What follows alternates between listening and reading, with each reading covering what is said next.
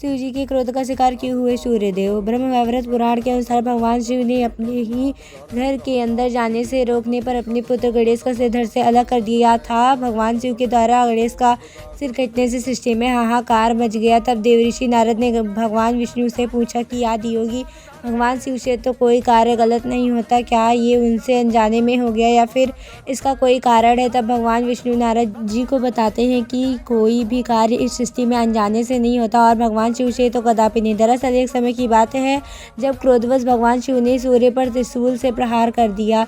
नारद जी का प्रश्न था कि महादेव ने सूर्य को क्यों मारा, और बताते हैं कि ये भगवान सूर्य की हाथ से मारी कुमारी को कोढ़ नामक रोग हो गया। भक्तों को कष्ट में देखकर भगवान शिव को क्रोध आ गया और भोलेनाथ ने क्रोधवश सूर्य पर अपने त्रिशूल से वार कर दिया और शिव ने की सूर्य चेतना नष्ट। भगवान शिव के प्रहार से सूर्य की चेतना नष्ट हो गई, अर्थात भगवान सूर्य की मृत्यु हो गई। ये सब देखकर सभी देवता रोने लगे। सारे संसार में अंधकार छा गया, क्योंकि जब भगवान सूर्य ही नहीं रहेंगे तो सृष्टि में अंधकार ही अंधकार होगा। इधर अपने पुत्र सूर्य को इस स्थिति में देखकर उनके पिता महर्षि कश्यप ने भगवान शिव को शाप दे दिया। अपने पुत्र को मरा हुआ देखकर कश्यप जी ने कहा कि जिस तरह से क्रोधवश आपने मेरे पुत्र पर घातक त्रिशूल से वार किया है, उसी तरह आपका क्रोध आपके अपने पुत्र पर भी त्रिशूल चलाने के लिए आपको विवश कर देगा।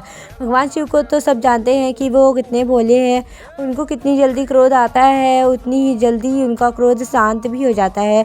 तो जैसे ही भगवान का गुस्सा शांत हुआ, उन्होंने अपने तपोबल से सूर्य को फिर से जीवन दे दिया तथा सूर्य की चेतना वापस आई। और भगवान सूर्य को जब ये पता चला कि उनके पिता ने भगवान शिव को शाप दे दिया है तो उन्हें बहुत दुख हुआ और उन्होंने सृष्टि के कार्य से संन्यास ले लिया। लेकिन बिना सूर्य के सृष्टि तो प्रकाशविहीन हो जाएगी। तो सभी देवताओं के बार बार प्रार्थना की, लेकिन तब भी भगवान सूर्य ने अपना इरादा नहीं बदला। तो देवताओं ने ब्रह्मा जी से मदद मांगी कि बिना सूर्य के सारा संसार, ये सारी सृष्टि नष्ट हो जाएगी। तो ब्रह्मा जी के समझाने पर सूर्य देव फिर से सृष्टि को प्रकाशित की।